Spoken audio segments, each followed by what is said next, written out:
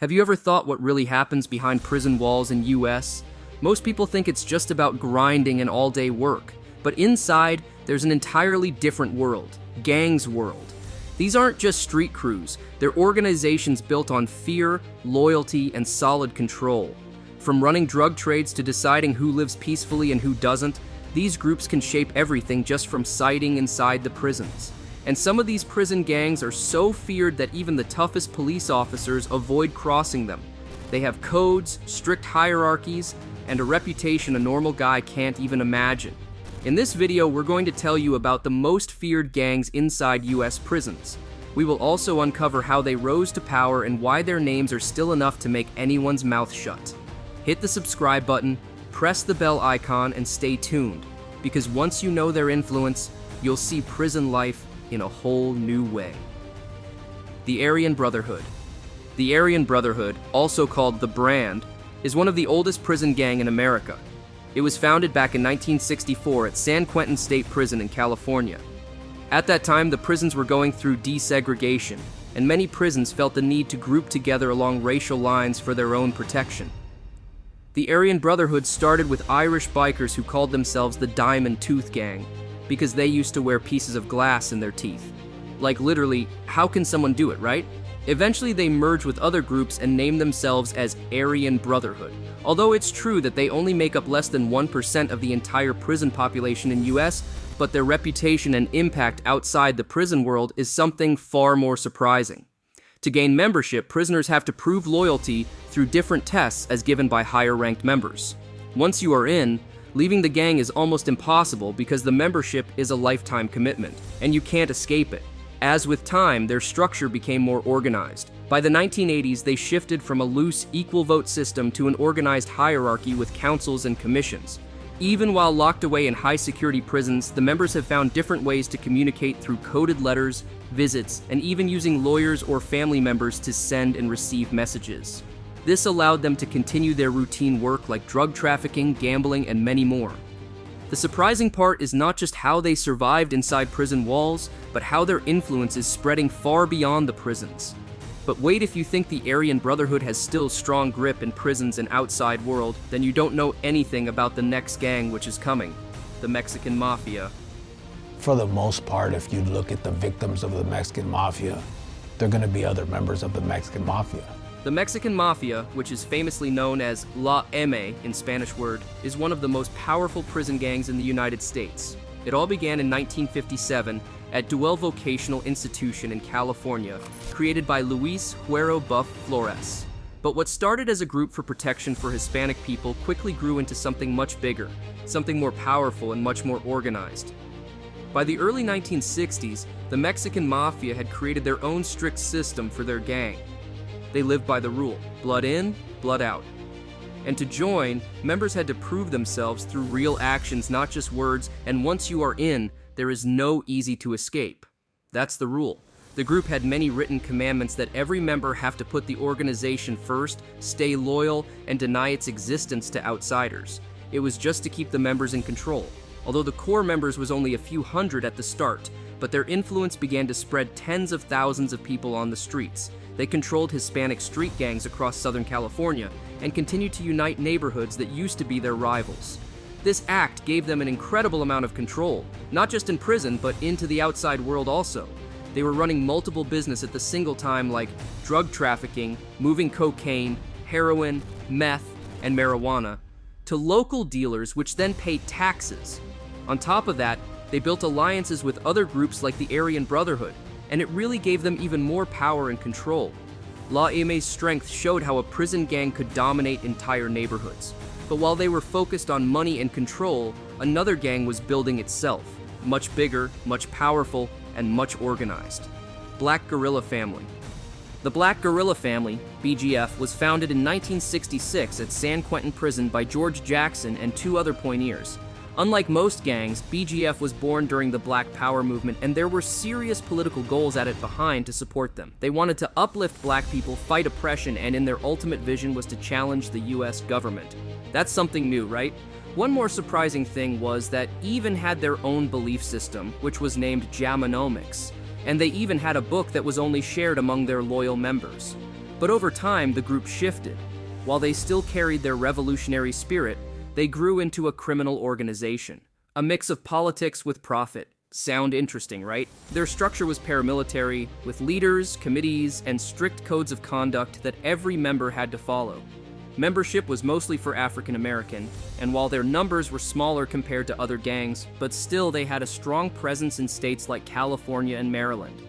Especially in Maryland, they developed both the prison system and local communities to run drug networks and at times even corrupting prison staff for their work. Their main business was drug trafficking, particularly cocaine and marijuana. The Black Guerrilla family proved that gangs could be more than just about power or money. It could be driven by ideas and politics also. But in Texas, a different kind of wave was rising, a wave that was built on loyalty for their home state. Texas Syndicate. The Texas Syndicate started in 1978 at Folsom State Prison in California.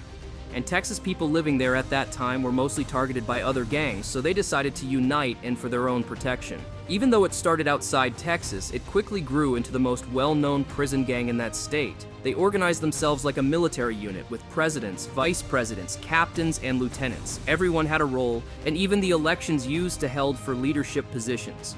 Membership was only for people with Texas connections, and loyalty was permanent. Members had to make special tattoos to identify themselves and pledge to put the organization above all, even for their family. The Texas Syndicate became heavily involved in drug trafficking. They worked directly with Mexican cartels like the Gulf Cartel and Los Zetas, smuggling cocaine, heroin, meth, and marijuana into the US and other states also. They also made a rule that released members have to give back a portion of their income to support those still locked up. That's something loyal, right? The Texas Syndicate showed how regional pride could become the foundation of a powerful organization. But while they held Texas close, another group in California and defending their own cultural. Nuestra Familia. Nuestra Familia, which means our family in Spanish, was formed in 1965 at Soledad Prison. It all started with a conflict between Northern and Southern California inmates, when a Mexican mafia member stole a pair of shoes from a Northern inmate. Yeah, you heard me right, shoes? From there, Nuestra Familia was born, and it became one of the longest and bloodiest rivalries in California history. Their structure was strict and military-like. Leadership came from secure prisons like Pelican Bay, where leaders still managed to control activities on the streets through loyal soldiers called norteños. Nuestra Familia's main business was drug trafficking, moving cocaine, heroin, marijuana, and meth throughout Northern California. They also built taxation systems, collecting money from local gangs and dealers to run the gang. Young members were often recruited in juvenile facilities, which created a pipeline that kept the gang alive for generations. Nuestra Familia's loyalty to Northern California made them one of the most disciplined prison gangs. But as they battled La M in the south, another group quietly grew in the shadows. Nazi lowriders. The Nazi lowriders began in the mid-1970s inside California's youth prison system. At first, it was a small group connected to the Aryan Brotherhood, almost like a feeder gang. The Aryan Brotherhood used them to recruit younger members and to handle some of their dirty work. But over time, the Nazi lowriders grew into a force of their own. By the 1990s, when law enforcement started cracking down heavily on the Aryan Brotherhood, the Nazi lowriders stepped in and quickly expanded. They became one of the fastest-growing white prison gangs in California, gaining thousands of members both inside and outside prison. Their structure was built on 3 levels: senior members, juniors, and younger recruits, often called kids. To become a senior, the member had to serve years in the group and be approved by other senior leaders. Tattoos were a big part of their identity, with letters NLR, swastikas, or even eagles carrying Nazi symbols marking their bodies.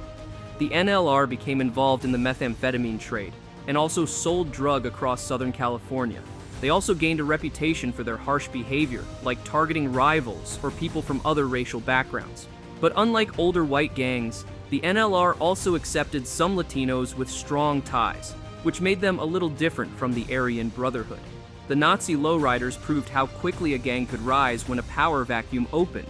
But in Maryland, something very different was happening. A new group was born from an unlikely alliance. Dead Man Incorporated. Dead Man Incorporated, also called DM Wine in short form, started in the late 1990s inside Maryland's prison system. What made them separate from others was their beginning. They were a white gang that actually got permission from the black guerrilla family BGF to form. At first, they worked almost like hired help, doing muscle work for the BGF. The group grew quickly, especially when Michael Quinn, one of the members, started recruiting anyone and everyone. This helped their numbers explode, but it also caused problems. The founders had different visions. Some wanted to keep working with the BGF, while others wanted to move toward a white-only supremacist identity. These disagreements created tension inside the group. DMI built a military-style structure with titles like Supreme Commander, Unit Commander, and Lieutenants. Each prison had its own local unit, which gave them flexibility but still kept them connected to the larger organization. At first, their main role was to carry out hits and intimidation for other groups. But as they grew stronger, they started running their own drug operations and other money-making schemes. In Baltimore especially, their presence was felt on the streets as they spread from prison into neighborhoods. DMY's rise showed how fast prison gangs could evolve when ambition and opportunity collide. But on the West Coast, another group was rewriting the rulebook, not with violence alone, but with technology. Public Enemy Number 1. Public Enemy Number 1, often shortened to PEN1 or pronounced PENI, is a gang that started in the 1980s in Long Beach, California. Unlike many others, PEN1 had its roots in the punk rock scene before shifting into the prison world. By the 1990s, they had made Orange County their base and became one of the most unique gangs in America. What set PEN1 apart was their focus on identity theft and financial crimes. While most gangs made money from drugs, PEN1 figured out how to profit by stealing personal information. At first, it was small stuff like raiding mailboxes or digging through trash for documents. But over time, they developed connections inside banks and government offices, giving them access to credit profiles and IDs. This criminal innovation gave them big profits, which they used to support more traditional gang activities like meth distribution. Their skills also made them valuable allies to bigger prison gangs like the Aryan Brotherhood and Nazi lowriders. One of their founders, Donald Popeye Matza, even became part of the Aryan Brotherhood, proving how closely these groups were linked. Symbols and tattoos were important to them too. The code 737 became one of their identifiers, representing Peony Death Squad through phone keypad numbers. Members often inked themselves with unique symbols, sometimes using old European letters to confuse outsiders. PEN1 showed that gangs don't just rely on fists, they can adapt with brains and technology. But while they were innovating with financial crimes, older street gangs were bringing their wars straight into the prison system. The Bloods. The Bloods are one of America's most famous street gangs, but what many people don't realize is how deep their presence runs inside prisons. They started in Los Angeles in the early 1970s as smaller gangs united against the growing power of the Crips. The word Blood came from the way members referred to each other, and soon it became the group's name. Their colors, hand signs, and tattoos made them instantly recognizable, and when members were sent to prison, they carried that identity with them. Over time, sets of Bloods formed behind bars, mirroring the structure of their street counterparts. One of the most organized prison-based blood groups is the United Blood Nation, UBN, which began in the 1990s at Rikers Island in New York. Unlike the looser blood sets in California, the UBN had structured leadership and rules, making them more disciplined.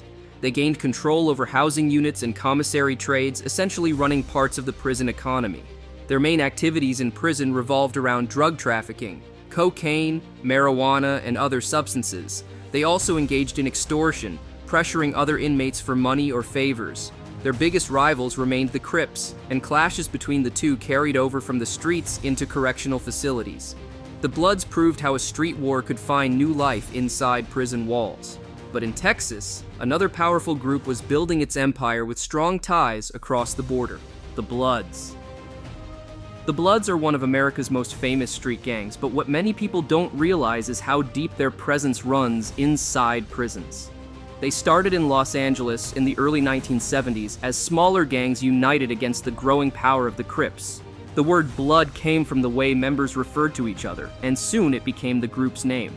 Their colors, hand signs, and tattoos made them instantly recognizable, and when members were sent to prison, they carried that identity with them.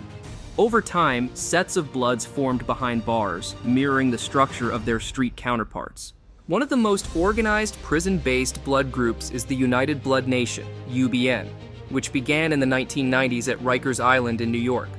Unlike the looser blood sets in California, the UBN had structured leadership and rules, making them more disciplined. They gained control over housing units and commissary trades, essentially running parts of the prison economy. Their main activities in prison revolved around drug trafficking, cocaine, marijuana, and other substances. They also engaged in extortion, pressuring other inmates for money or favors. Their biggest rivals remained the Crips, and clashes between the two carried over from the streets into correctional facilities. The Bloods proved how a street war could find new life inside prison walls. But in Texas, another powerful group was building its empire with strong ties across the border: the Texas Mexican Mafia. The Texas Mexican Mafia, also called Mexicanemi or simply EMI, is one of the largest Hispanic prison gangs in Texas. It formed in the early 1980s, separate from the original Mexican Mafia in California, though both shared similar structures. Membership in the Mexicanemi is estimated to be around 2,000, and it's mostly made up of Mexican Americans or Mexican nationals connected to Texas. Their loyalty comes not just from being in the same gang, but from a shared culture and regional pride. Like other major prison gangs, their structure is organized, with leadership roles and chains of command. Their criminal activities focus heavily on drug trafficking, especially along the US-Mexico border.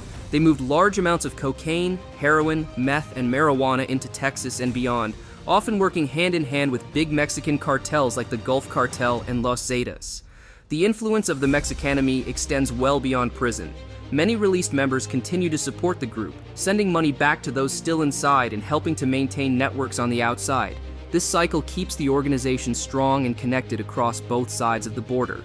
The Mexicani showed how a prison gang could grow into a cross-border operation, and when you look at all these groups together, you realize something important.